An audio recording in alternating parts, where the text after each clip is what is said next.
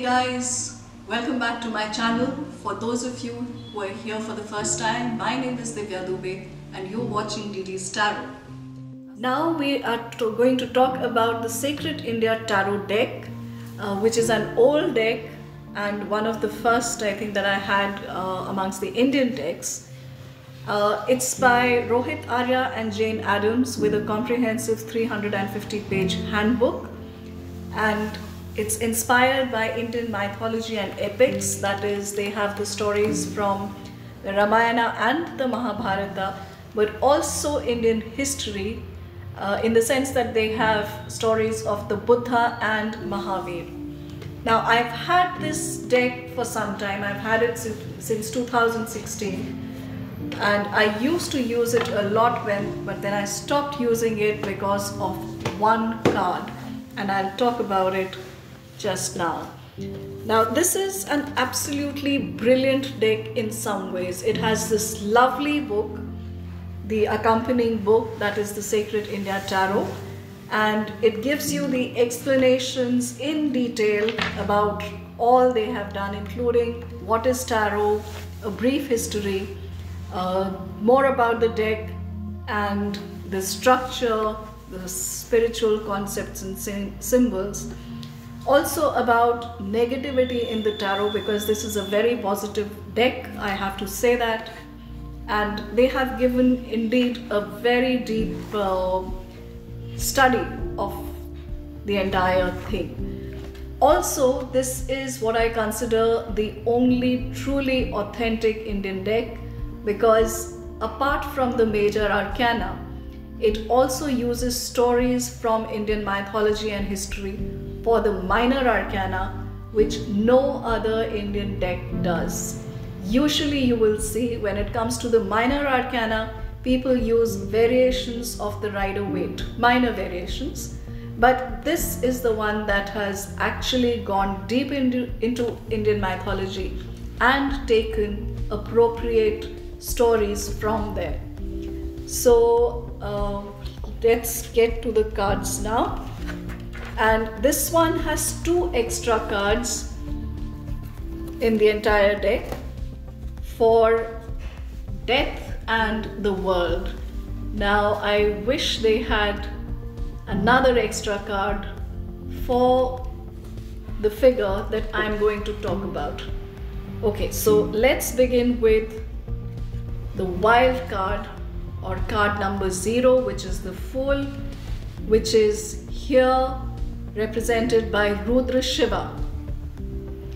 Now, Rohit Arya is a yogi and a well-known yogi, and he has some absolutely brilliant discourses available on YouTube, also on his blog, which is on WordPress. But he has one on Rudra Shiva, and he explains it brilliantly about how the journey of Rudra Shiva is parallel to that of the Fool.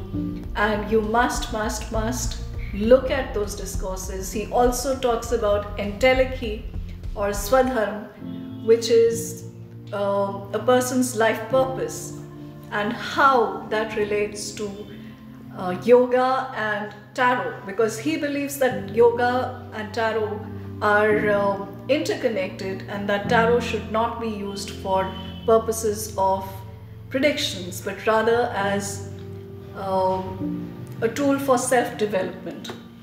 So that's Rudra Shiva. This is the Magician. That's Vishnu. The High Priestess, Saraswati. The Empress, Sri Lakshmi. The Emperor, Brahma. The Hierophant, Manu. And I really wish they had another card for this, because as a woman and as a modern woman, I just cannot connect with this card. And I really don't know, I'm sure he must have had a reason for choosing this, but I think there should have been a card that women connected with better. So I'll put this here for the moment. Number 6, the lovers. That is Kacha and Devyani here. The chariot, Parthasarathi. Justice at number 8 instead of strength. That's Varuna. The hermit, Mahavir. The wheel at number 10, which here is Kal Chakra. 11, strength interchanged with justice, Durga. The hanging man, Trishanku. Now death, this is in two parts. Part A is Yama and part B is Kali. Temperance, Ganga. Devil, Bara. Again, this is not really a negative card because according to Rohit Arya, you don't really have an equal or corresponding figure to Satan in Indian mythology, which is quite true. You have the Rakshasas, of course, but not one figure that stands against the all-encompassing Supreme God. So nothing of that kind here. The tower,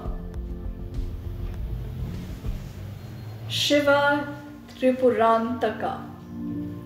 The star, the Ushas, moon, Chandra.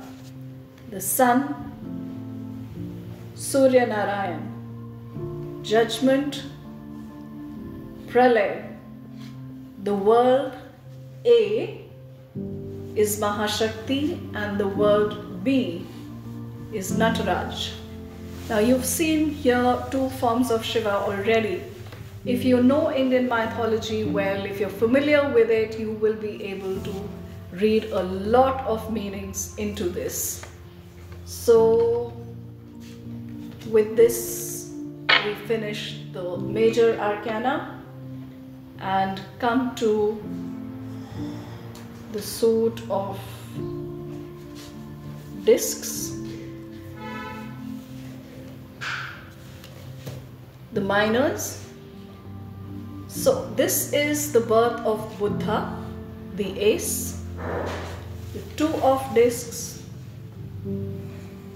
the secluded youth, the three of discs, the foresights, the four, the great departure, 5 years of striving, 6, the enlightenment, 7, the wheel turns, 8, the conversion of Angulimal, 9, the transmission of Zen, a very famous story, 10, Nirvana. Now the quotes are different. All the quotes have something more. So here page is the inheritance, the Knight of Discs, the face of glory, Queen, Hariti, the King, Kubera. The suit of lotuses or cups, Ace, the meditating Shiva, 2, the destiny of Parvati, 3, the bliss of service, 4, Kama intoxicates Shiva, 5, Shiva incinerates Kama, 6, the tapasya of Parvati, 7, Parvati waters trees, 8, Shiva tests Parvati, 9, Shiva marries Parvati, 10, the Ardhanarishwara, page Anirudh, knight Kama, queen Rati, king Pradyumna. As you can see, there are deeper meanings here than you can see on the surface. There is a lot of scope for study. Staves, the ace. This is from the Ramayana, so the bridge across the ocean. Two of staves, impasse. 3. Ravana rejects counsel. 4. Rama welcomes Vibhishana. 5. The fall of Kumbhakarna. 6. Ravana is defeated. 7. Sita's trial by fire. 8. Flight of Pushpak Vimana. 9. The king's dilemma. 10. The earth receives Sita. If you look at the traditional Rider-Waite meanings of the cards, you will see beautiful parallels with these stories, with the Indian mythology. Now again, the courts are different. So for the page of staves, you have Ashwini Kumaras, the knight is Skanda, the queen is Swaha, and the king is Agni. Deep symbology here for those who want to study the deck deeper. And finally we come to the last suit, that is the suit of arrows. Now the suit of arrows or swords, so that's the ace of arrows. Bhishma story from the Mahabharata. Bhishma blocks Ganga. 2 of arrows, the training of Bhishma. 3 of arrows, father's sorrow. 4 of arrows, Bhishma's dilemma. 5 of arrows, Bhishma renounces the throne. 6 of arrows, Bhishma's stewardship. 7 of arrows, the conspiracy. 8 of arrows, Bhishma offers his life to Krishna. 9 of arrows, Bhishma confronts Shikhandi. 10 of arrows, Bhishma teaches Yudhishthira. Now pages, knights, queens and kings, as you know, are different in every suit. So here for the page of arrows we have Nakul and Sehdev. For the knight of arrows we have Hanuman. Queen of arrows Draupadi, and the king of arrows Garud.